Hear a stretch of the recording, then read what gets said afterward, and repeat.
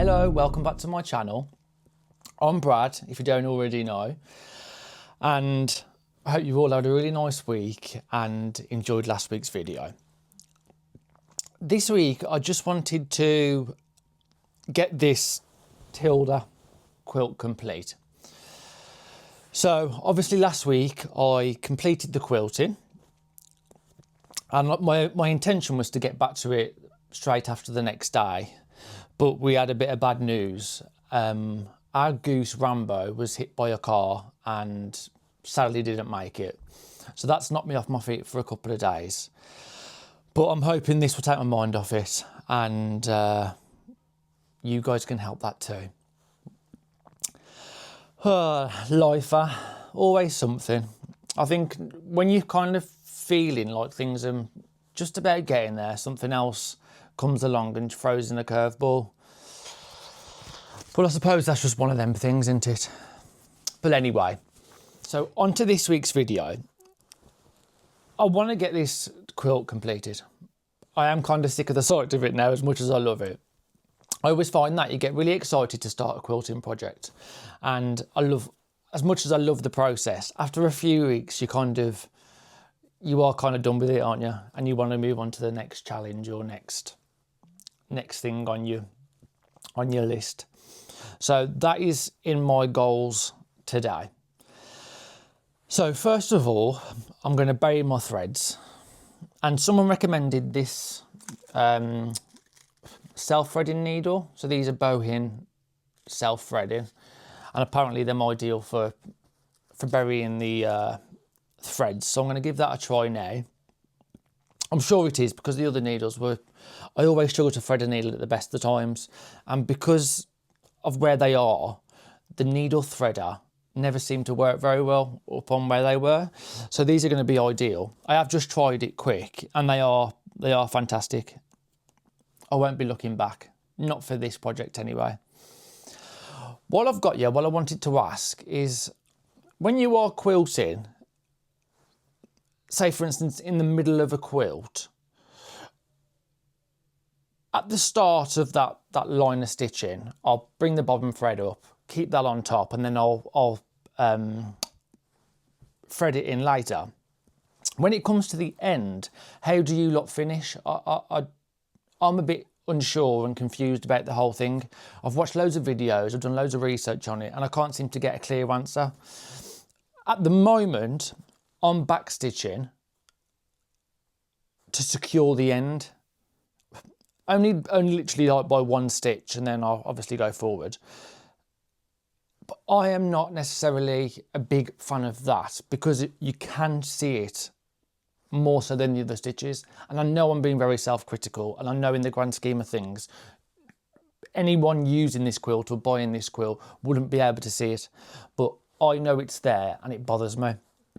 So what is your methods? How would you do that? I would absolutely love to know. So if you could leave a comment in the comment area, obviously. Yeah, I would love to know that. Sorry, I've got a really dry mouth. I've started some new tablets. Well, I've increased the dose of some current tablets, and my mouth is currently as dry as the Sahara Desert. And it is so all the time. So apologies if I keep sucking the top of my mouth or whatever, because I know after watching that video back last week, it does get quite annoying. So I'm going to finish off burying the ends of these threads, and then I'll come back to you. Okay. Well, that didn't take as long as I thought, luckily. And no doubt I've missed some.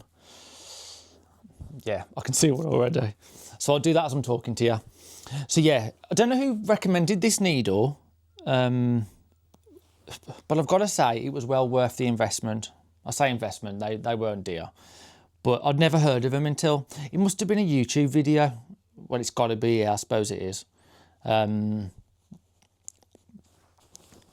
they did make life a lot easier, and that's what I'm all for. I like an easy life. Sorry, 2 seconds, let me just finish this.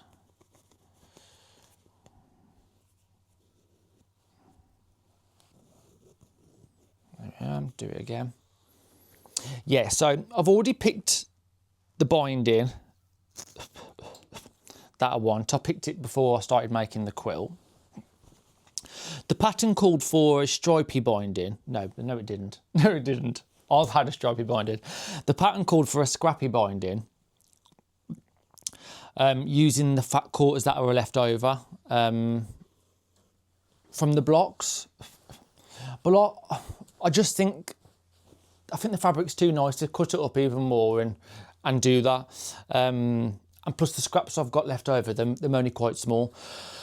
And I didn't particularly want to sew loads and loads and loads together. So I'm going to save, I bought extra, so I'm going to save the extra ones and my scraps to make some cushion covers, because I've got these and I was sick of the sight of the other ones that I made. So I'm going to make some cushion covers for them when I get a spare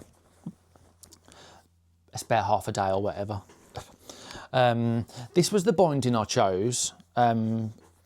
Again, Tilda, if you haven't already guessed. I don't think is that very good on the camera. It's difficult to see on the camera. Yeah. But I just thought this, because I added a thicker border and I added a second border and then framed that. And I just thought this would frame the entire quilt nicely. I've measured the quilt with my do you know, I love this. I always feel like a proper dressmaker when I'm wearing this. That's why I wear it around my neck all the time. I often do this. Makes me feel like I'm better than I am. But yeah, I've measured my quilt just, and it's just over 80 by 80. So I've done some workings out. It takes me a while. So that means I need 2 strips times 4, what's that? That's 8 strips. So I'll do 9 just in case. So 9 strips, that's fine. So I'll iron this first and then I'll crack on with that. I watched a video not so long ago and it was Tula Pink, and when she does stripy binding, to be honest, these stripes are the same and then wonky, they're not in straight lines, but she always cuts it on the bias, and she does a thing where it matches up perfectly every time. Well, I've never actually made bias binding, and I can't picture how the stripes would be if I did bias binding.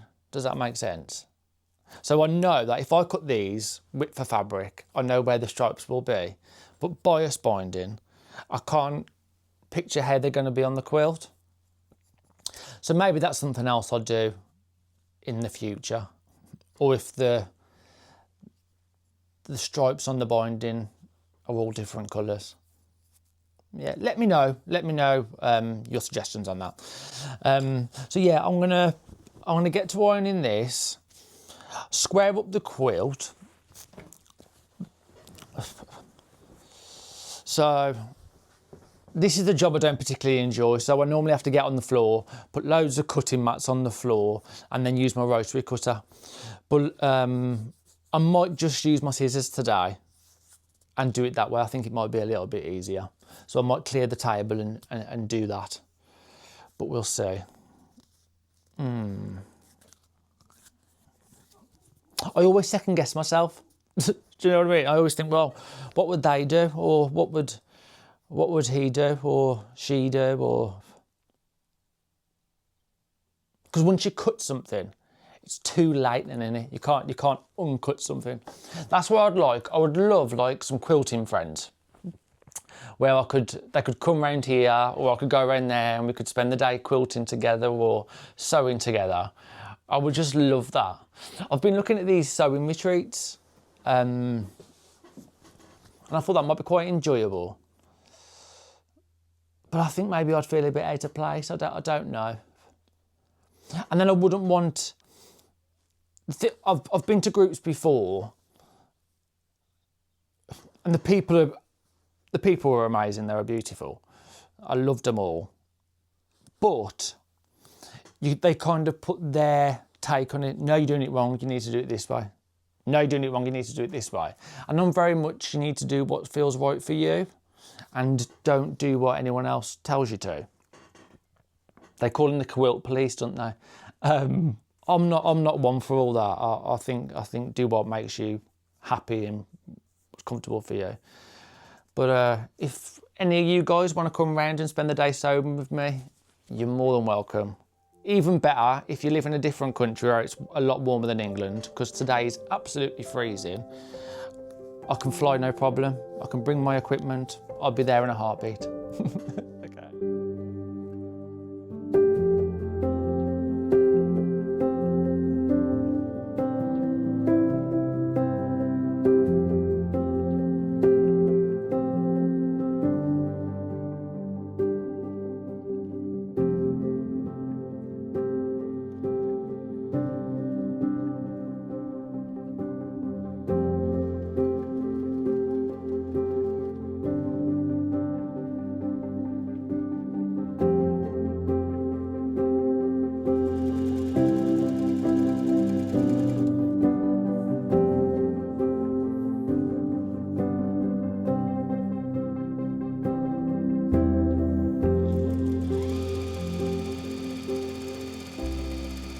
Right, I've messed up. I was coming to finish the binding. I presume the camera was recording because I was going to show you my method of completing it. And I've completed it, done it all, opened the seam, and it was never recording. So I can just show you what I've done. So I've come to the end of the binding.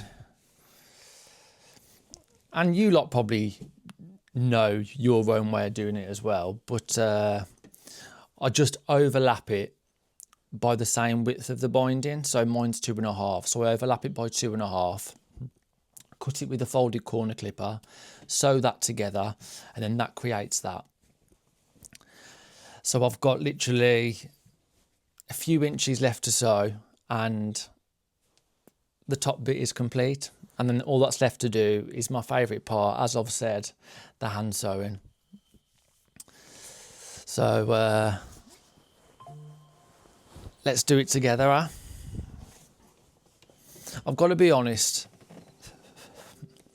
I am really proud of this quilt. I really think I am.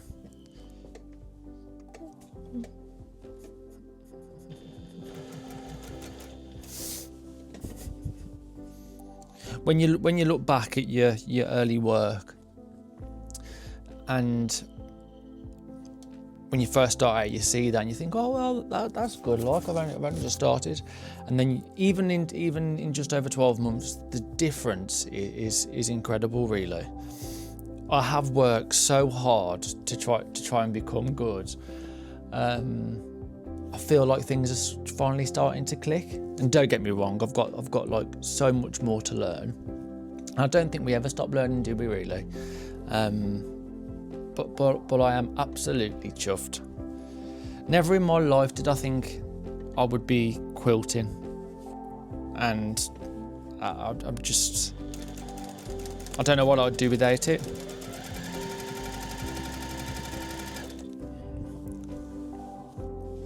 It's my lifeline, so to speak.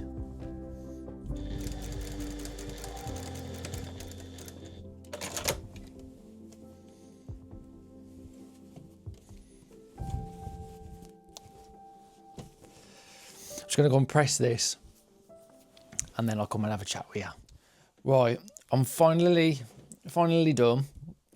So I'm going to sit and just hand sew the back of the binding with a good TV series or film on. I haven't decided which one yet.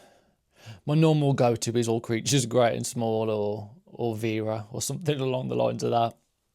All before my time. I'm hoping to get a finish on it tonight, but oh God, I'm so sorry. Sorry. But as you can tell, that might not happen. But I've always wanted to do one of them big quilt reveals. I always see it on Instagram where they roll the quilt up and then let it drop, and then the quilt is in all its glories there, blowing in the wind.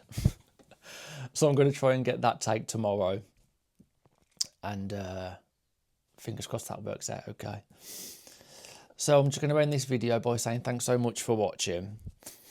I think it's been a really another long video again, so I apologise for that. But if you like it, then that's great. And I really, really hope you do. I think I'd be a bit devastated if I didn't get the people that used to watch me again back. It's all I've been thinking about the past week. Because we always, everyone has to start somewhere, and we all start off with a dream or an ambition in mind. You've got to believe to achieve. That's what I've always been taught. And I'm going to stick by that motto, and I'm believing, so I'm going to achieve. As I say, this quilt will be on my Etsy over the next week or so. And I've never sold anything before. I'm a really bad salesman. I've never sold anything. I used to work in a call centre. I moved to Spain when I was 21. And my first job there was working in a call centre. And I used to sell mini breaks in the UK. And it was called Mini Breakaway. It was basically all timeshares and stuff. But I was there, I think I was there probably about 2 years, and I didn't sell a single thing. Tell a lie, I think I made one sale, and that was because I was completely honest with them and said, look, it's timeshare. And they said, I feel really sorry for you. I'll buy the holiday.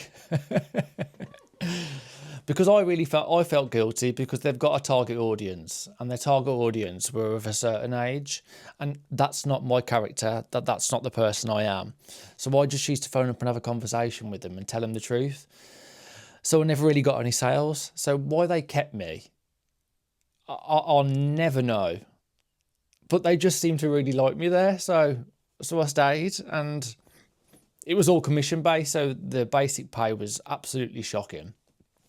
But it worked around, I had 3 jobs in Spain, so it worked around the other 2 jobs I had to try and obviously stay afloat and keep myself over there. I don't know how I ended up on that. Why did I start talking about that? Yeah, salesman. So I've never been a good salesman, but my dream is for this to sell, or any of my items that I put on for them to sell. And I feel quite tearful thinking about it. About that feeling. How sad, huh? But yeah, thanks again for watching. Have a lovely week. Love ya. See ya.